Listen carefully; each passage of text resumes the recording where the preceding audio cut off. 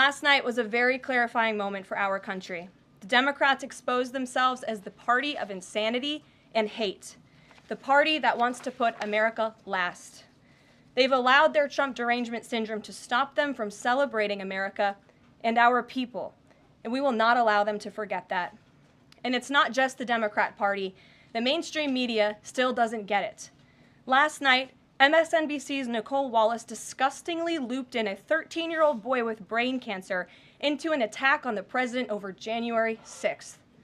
And as President Trump asked in his speech last night, how could anyone possibly be opposed to any of this action that he is taking? Well, apparently, the modern-day Democrat Party could. The behavior of Democrats last night was completely disgraceful and demonstrated how severely out of touch they are with the American public. It was the most shameful moment in the history of presidential addresses in that beautiful chamber. In what was supposed to be a unifying moment for our country, Democrat members of Congress instead screamed at the President of the United States, who was just overwhelmingly reelected by their constituents, walked out of the chamber, and worst of all, they disrespected the American people. Democrats didn't stand to keep men out of women's sports. They couldn't even clap for a girl who got her head smashed in by a man on a volleyball court. Democrats didn't stand for an innocent and beautiful child who is surviving brain cancer.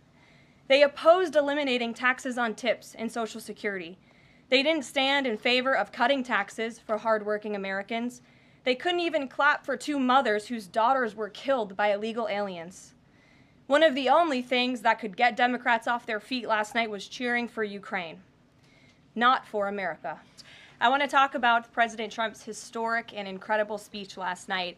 The American people and the entire world watched President Trump powerfully lay out how he's renewing the American dream in a record-breaking joint address to Congress.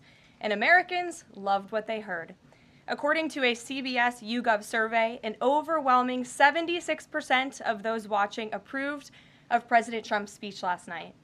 The president spoke about how he's taken more than 400 executive actions on his key promises. The expectations were high, and President Trump is exceeding them. According to brand new polling from the Daily Mail, President Trump has never been more popular as his approval ratings are reaching historic highs. More Americans believe America is headed in the right direction than the wrong direction. Everyday Americans love this president because he tells it like it is, no matter what, and he did that last night. President Trump level set with the American people on the economy and exposed how badly Joe Biden screwed it up by causing the worst inflation crisis in 4 decades. President Trump was honest about where we are while making clear that help is on the way. As the president declared last night, he will make America affordable again. Last night, you also saw who motivates the president to work so hard. Everyday Americans, who President Trump shined a spotlight on last night in his speech. From Mark Fogel, who President Trump was finally able to reunite with his family and his beautiful 95-year-old mother after being detained in Russia, to Peyton McNabb, whose heart-wrenching story motivated President Trump to end men in women's sports, and to Allison and Lauren Phillips, the mother and daughter and sister of Laken Riley, who President Trump honored by signing the Laken Riley Act to ensure her name will live on forever. In other amazing and surprise moments, President Trump honored the life of Jocelyn Nungare, who was brutally murdered by illegal alien gang members. He ensured Jocelyn will never be forgotten by renaming a national wildlife refuge in her home state of Texas to honor her life. And in one of the greatest surprise moments of the night, DJ Daniel, an incredible 13-year-old boy who is beating brain cancer, saw his dreams fulfilled by President Trump when he was made an honorary Secret Service agent. And finally, after nearly 4 years, President Trump delivered justice for the families of the 13 American heroes who were killed at Abbey Gate in the Biden-botched Afghanistan withdrawal, which was one of the worst humiliations in the history of our country. President Trump announced that we have detained Mohammed Sharifullah, the monster who was responsible for that horrific attack, and he was delivered to Dulles Airfield earlier this morning.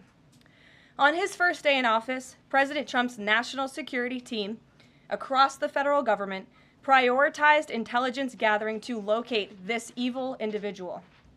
President Trump's team shared intelligence with regional partners such as Pakistan, who helped identify this monster in the borderland area late last month. Mohammed confessed to his crimes related to Abbeygate and other attacks in Russia and Iran as well to the Pakistanis. And U.S. law enforcement officers traveled to Pakistan over the weekend, where he again confessed his crimes to the FBI. As President Trump said last night, this killer will now face the swift sword of American justice for these atrocities right here on United States soil. Joe Biden was responsible for this botched withdrawal, and he had 3 years to find this evil terrorist, and he didn't even try to get the job done.